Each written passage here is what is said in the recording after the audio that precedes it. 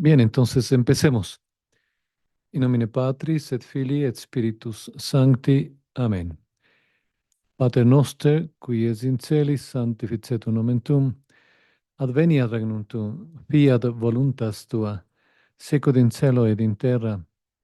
Panem nostrum quotidianum da nobis hodie, et dimitte nobis debita nostra, sicut et nos dimittimus debitoribus nostris, et ne nos inducas in tentationem, sed libera nos a malo. Amen. Ave Maria, gratia plena Dominus tecum, benedicta tui mulieribus, et benedictus fructus ventris tui, Iesus. Sancta Maria, Mater Dei, ora pro nobis peccatoribus, nunc et in hora mortis nostre. Amen. Gloria Patri, et Filio, et Spiritui Sancto, sicut erat in principio, et nunc et semper, et in saecula saeculorum. Amen. Veni Sancte Spiritus, repletuorum corda fidelium, et tui amoris in eies ignem accende. Emite spiritum tuum et creabuntur, et renovabis faciem terre. Oremus Deus, qui corda fidelium Sancti Spiritus illustratione docuisti, da nobis eodem spiritum recta sapere, et eius semper consolatione gaudere per Christum Dominum nostrum. Amen. Sancte Michaele Arcangelo, defende nos in proelio contra nequitiam et insidias diaboli esto presidium. Impere dili Deus supplices deprecamur, tuque princeps militias celestis, Satana maliosque spiritus malignos, qui ad perditionem animarum pervagantur in mundo, divina virtute in infernum detrude. Amen. In nomine Patri et Filii, Spiritui Santo. Amén. Bien, queridos hermanos, gracias nuevamente por la compañía. Estamos en este segmento de Enderezando Criterios. Bien, esta es la cuarta homilía de este gran santo Newman. Hemos visto el tiempo del anticristo, la religión del anticristo, la ciudad del anticristo, y hoy vamos a centrarnos en la persecución del anticristo. Estamos tan acostumbrados a escuchar acerca de las persecuciones de la Iglesia, tanto por el Nuevo Testamento como por la historia de la cristiandad, que no podemos evitar el considerar sus descripciones como simples palabras o hablar de ellas sin comprensión de lo que estamos diciendo, y no recibir ningún beneficio práctico de sus narraciones, y mucho menos de considerarlas como lo que realmente son, una señal característica de la Iglesia de Cristo. No son ciertamente un atributo necesario de la Iglesia, pero se trata al menos de una de sus insignias características, de tal modo que, si uno echa un vistazo al curso completo de su historia, reconocerá las persecuciones como una de las peculiaridades que permiten reconocerla. Y nuestro Señor parece dar a entender cuán apropiada, cuán natural es la persecución de la Iglesia, al incluirle entre sus bienaventuranzas. Abro comillas, bienaventurados los perseguidos por causa de la justicia, pues de ellos es el reino de los cielos, nos dice el Señor. Él parece mostrarnos esto también de otro modo, insinuándonos que la Iglesia comienza y termina en la persecución. Él la dejó en la persecución y la hallará en la persecución. La Iglesia que Él reconoce como suya, la que Él ha edificado y reivindicará, es una Iglesia perseguida que porta su cruz y esta tremenda reliquia que Él la ha entregado y que ella poseerá hasta el fin, no puede perderse en el camino. El profeta Daniel, que tantos vaticinios nos ha dejado acerca de los últimos tiempos, nos habla acerca de la gran persecución por venir. Nos dice: habrá un tiempo de tribulación tal cual nunca lo hubo hasta entonces, desde que existen las naciones, y en aquel tiempo se salvará tu pueblo, todo aquel que haya sido hallado en el libro. Nuestro Señor parece referirse a estas palabras en su solemne profecía antes de su pasión, en la cual Él abarca dos series de eventos: aquellos que acompañaron a su primera venida y los que lo harán con la segunda, ambas persecuciones de su iglesia, la primera y la postrera. Pues escuchemos sus palabras. Entonces habrá una gran tribulación, cual no la hubo desde el inicio del mundo hasta entonces, ni la habrá.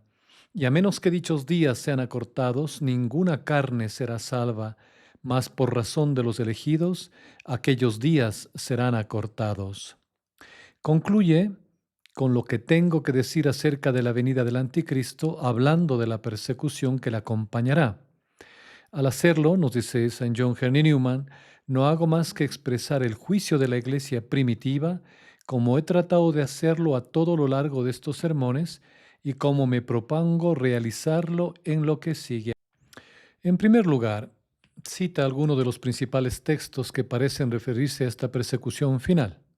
Primero, se levantará otro luego de ellos y proferirá palabras contra el Altísimo y hostigará a los santos del Altísimo e intentará cambiar los tiempos y la ley, y los santos serán entregados en sus manos durante un tiempo, tiempos y la mitad de un tiempo, esto es 3 años y medio. Segunda, profanarán el santuario, ciudadela y abolirán el sacrificio perpetuo y pondrán allí la abominación de la desolación, y corromperán con halagos a los violadores de la alianza, pero el pueblo que conoce a su Dios se mantendrá fuerte y hará proezas. Y los sabios de entre el pueblo enseñarán a muchos, aunque caerán bajo la espada, la llama, la cautividad y la expoliación durante algún tiempo. Esto puede referirse obviamente a esas profanaciones del santuario con la efigie de Lutero y lo último con la Pachamama. Continúa San John Henry Newman. Muchos serán purificados y blanqueados y probados, mas los inicuos seguirán obrando mal. Y desde el tiempo en el que el sacrificio perpetuo sea retirado y sea erigida la abominación de la desolación, transcurrirán 1290 días, es decir, 3 años y medio nuevamente. Creemos que esto se dio ya, el sacrificio perpetuo ya no es decir, la misa novo sordo no es el sacrificio perpetuo, pero todavía siguen en las catacumbas con la misa de siempre, que es lo que todavía retiene, ¿no? Continúa Saint John Henry Newman. Habrá una gran tribulación como no la hubo desde el comienzo del mundo, tal como nos decía anteriormente. Luego, tercero, se le dio una boca que profería grandes cosas y blasfemaba, y se le dio poder para obrar durante 42 meses. Y abrió su boca para blasfemar contra Dios, para blasfemar contra su nombre, contra su tabernáculo y contra los que moran en el cielo. Y le fue concedido hacer la guerra contra los santos y vencerlos. Y todos los que viven en la tierra adorarán a aquellos cuyo nombre no esté escrito en el libro de la vida del Cordero inmolado desde la fundación del mundo. Es decir, aquí, obviamente, todo esto adorarán, se postrarán aquellos ante la bestia, aquellos cuyo nombre no esté escrito en el libro de la vida del Cordero. Cuarta, nos dice también, vi un ángel que descendía del cielo, portando la llave del abismo y una gran cadena en su mano, y se sujetó al dragón, a la serpiente antigua que es el demonio y Satanás, y lo encadenó por 1000 años, y luego de esto deberá ser liberado por poco tiempo, y saldrá y engañará a las naciones de los 4 rincones del orbe, a Gog y Magog, a reunirlos para la guerra, numerosos como las arenas del mar, y subieron por todo el ancho de la tierra y rodearon el campamento de los santos y la ciudad amada. Jesús ciertamente se refiere a la última persecución si tomamos sus palabras en toda su amplitud. Él dice, habrá una gran tribulación como no la hubo desde el comienzo del mundo, hasta este tiempo ni la habrá, y a menos que dichos sucesos fueran acortados, ninguna carne sería salva, mas en atención a los elegidos, dichos días serán abreviados. E inmediatamente después se levantarán falsos cristos y falsos profetas, que harán grandes signos y portentos capaces de engañar, si fuera posible, a los mismos elegidos. En consonancia con este lenguaje, Daniel dice, habrá un tiempo de tribulación tal cual nunca lo hubo hasta entonces, desde que existen las naciones, y en aquel tiempo se salvará tu pueblo, todo aquel que haya sido hallado en el libro de la vida. Uno de los pasajes del Apocalipsis que ha citado dice lo mismo, incluso con más fuerza. Le fue permitido también hacer guerra a los santos y vencerlos, y le fue dada autoridad sobre toda tribu y pueblo y lengua y nación. Y lo adorarán, es decir, al dragón, todos los moradores de la tierra, aquellos cuyos nombres no están escritos desde la fundación del mundo en el libro de la vida del Cordero inmolado. Pues tratemos nosotros, esto no lo dice San John Henry Newman, lo digo yo, de que con nuestras acciones, nuestra meditación, nuestra oración, nuestra vida cristiana, y roguemos a la Santísima Virgen María que nos inscriba en el libro de la vida del Cordero. Tratemos ahora de comprender y profundizar en esta idea que acabamos de presentar a nuestra consideración. Aunque la Iglesia ha sido preservada de la persecución durante 1500 años, sin embargo, una persecución le aguarda antes del fin, más feroz y peligrosa que cualquiera que haya sufrido desde su comienzo. Y ya que la lucha hoy por hoy es no como los primeros cristianos que pelearon contra los emperadores y los paganos, ahora estamos luchando contra el mismo Satanás, contra el mismo anticristo. Bien, continuemos. Más aún, esta persecución estará acompañada por la cesación de todo culto religioso. Eso tenemos que poner ojo, ¿no? Abolirán, nos dice el santo, el sacrificio perpetuo. Los padres de la Iglesia interpretaron estas palabras en el sentido de que el anticristo suprimirá durante 3 años y medio todo culto religioso. San Agustín se pregunta incluso si el bautismo será administrado a los niños en dicho período, pues Dios quiera que en las catacumbas. Aún más se nos dice que pondrán la abominación de la desolación, lo que hemos visto ya con la Pachamama, en el lugar santo, que allí la erigirán. Nuestro Salvador dice lo mismo. No podemos saber con certeza qué significa esto, no lo sabía San John Henry Newman en ese entonces, porque hubiese sido una locura pensar que alguien pueda hacer lo que se ha hecho hoy en el Vaticano, colocar a una falsa diosa con D minúscula, a un demonio en el mismo Vaticano. Pero dice él que precedente cumplimiento de la profecía consistió en la introducción de los ídolos paganos en la casa de Dios, justamente como hablamos de Pachamama, la efigie de Lutero también, ¿no?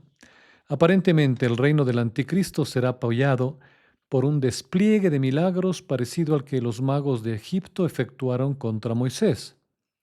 Es claro que, sea que se trate de milagros verdaderos o ficticios, como algunos han sugerido, como por ejemplo los descubrimientos de la ciencia física, hoy por hoy con todo esto de la física cuántica, de la nanotecnología, etcétera, el hecho es que producirán el mismo efecto como que si fueran reales, es decir, que fascinarán la imaginación de aquellos que no tengan amor de Dios, que no tengan, perdón, el amor de Dios firmemente arraigado en sus corazones, o sea, de todos excepto de los elegidos. La escritura es marcadamente precisa y consistente en esta predicción.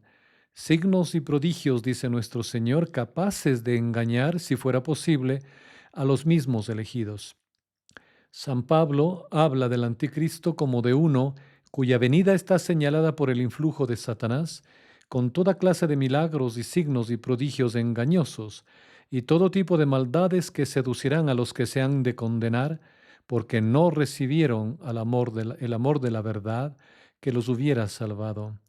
Por eso Dios les enviará un poder seductor que les hará creer en la mentira.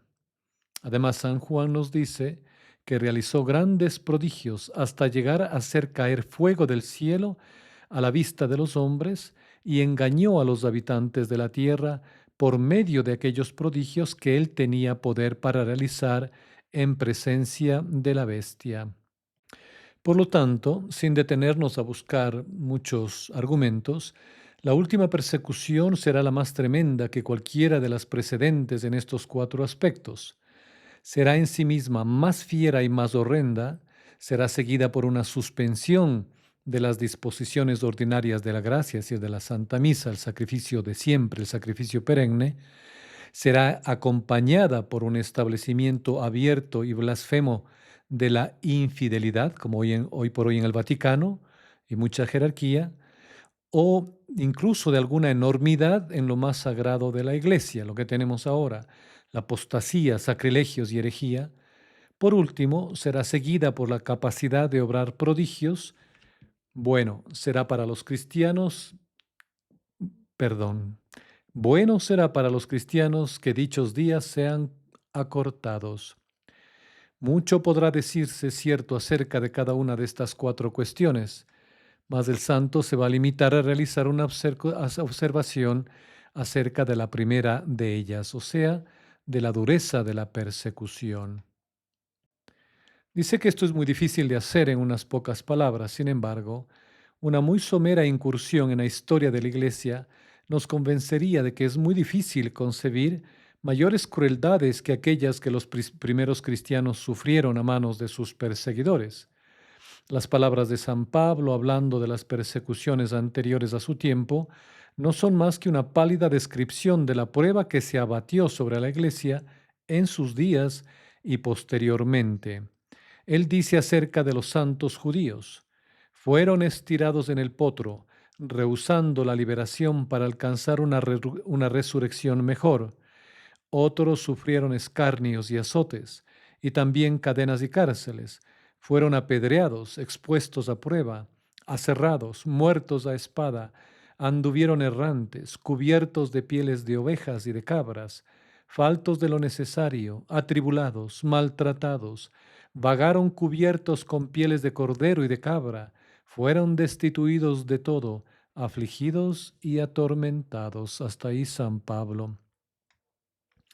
Y sin entrarnos en todos los detalles que da el santo sobre la persecución de los cristianos, que ya ustedes tal vez lo han leído en el martirologio romano, perdón, cómo martirizaban a los santos. No es necesario recordar esas terribles escenas del martirio de muchos de nuestros hermanos que han dado gloria a Dios y han sido la semilla para nuevos santos.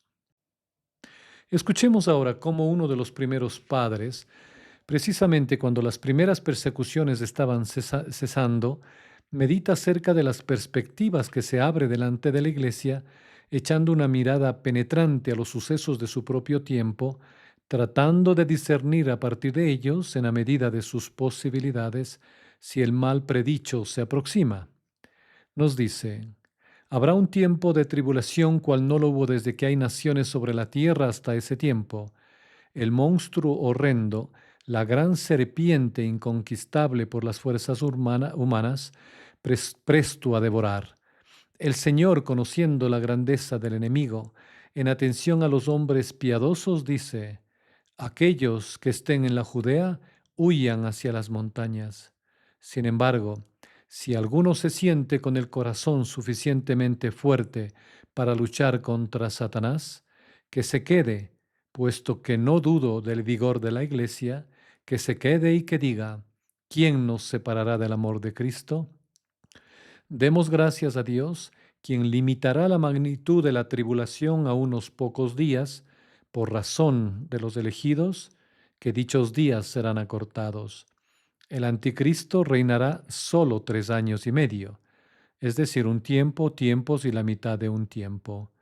Bendito quien sea entonces un mártir de Cristo. Considero, nos dice el santo, que los mártires de aquel tiempo serán mayores que todos los mártires, puesto que éstos combatieron solo contra hombres, mientras que aquellos en los tiempos del anticristo combatirán contra Satanás en persona. Los emperadores perseguidores asesinaron, mas no pretendieron resucitar a los muertos, ni realizar signos y prodigios. Pero en aquel tiempo la persuasión será tanto por la fuerza como por el error, hasta el punto de llegar a engañar, si eso fuera posible, a los mismos elegidos. ¿Y no será lo que nos está pasando ahora con tanta falsa doctrina, con tanta apostasía, con tanta herejía? Pues continuemos. Que nadie, nos dice el santo, diga en su interior en ese momento: ¿Qué hizo Cristo que sea mayor que esto? ¿Con qué poder hace este hombre estas cosas? No podría hacerlas a menos que Dios se lo permitiese. El apóstol nos advierte diciéndonos de antemano, Dios les enviará un poder seductor, no para ser excusados, sino condenados, a saber, todos aquellos que no creyeron la verdad, esto es, en el verdadero Jesucristo, sino se complacieron en la iniquidad, esto es, en el anticristo. Por lo tanto, nos dice, prepárate hombre, has escuchado las señales del anticristo, no las guardes solamente para ti, sino más bien comunícalas generosamente a todos. Si tienes un hijo según la carne, no te demores a enseñarle. Si lo has engendrado por la catequesis, adviértelo del mismo modo, a fin de que no reciba lo falso como verdadero. Pues el misterio de la iniquidad está actuando ya. Temo a las guerras entre las naciones, temo las divisiones entre los cristianos, temo al odio entre hermanos, mas con esto basta, que Dios no permita que todo esto suceda en nuestros días. Sin embargo, estemos preparados. Para concluir con este capítulo, solo diré algo que me he repetido varias veces. Las reflexiones de este tipo pueden ser provechosas. El creer que una persecución aguda aguarda a la Iglesia puede actuar como un freno sobre nuestros corazones rebeldes y egoístas, sea que ésta tenga lugar en nuestros días o no. Seguramente, con esta idea y perspectiva por delante, no nos podemos permitir el abandonarnos a pensamientos de facilismo y confort, al deseo de enriquecernos, de instalarnos o de elevarnos en el mundo o pertenecer totalmente al mundo. Seguramente, con esta perspectiva por delante, no podremos sino pensar en ser aquello que todos los cristianos son y han sido en su verdadera condición, o por lo menos aquellos que deberían de ser, aquello en que deberían fijar su voluntad si fuesen verdaderos cristianos de corazón, o sea, peregrinos, centinelas aguardando el alba, aguardando la luz, aguzando ansiosamente nuestros ojos para percibir los primeros rayos de la mañana, esperando la venida de nuestro Señor, su glorioso advenimiento, cuando Él ponga fin al reinado del pecado y de la maldad, complete el número de sus elegidos y perfeccione a aquellos que al presente luchan contra la debilidad, mas en sus corazones lo aman y lo obedecen. Quiera Dios que todo esto se realice a su hora, de acuerdo a su infinita misericordia. Quiera Él darnos la perseverancia a lo largo de nuestro éxodo y la paz a su término, particularmente en este éxodo que nos ha tocado vivir, para salir de la falsa iglesia, mirar hacia el horizonte y ayudar a aquellos a quienes el Señor nos ponga en nuestro camino. Demos gracias a Dios. Hasta aquí este programa. Con esto terminamos las 4 prédicas de San John Henry Newman sobre el anticristo. Si es que hay preguntas, pues las trataremos de contestar en el siguiente programa. Dios nos bendiga.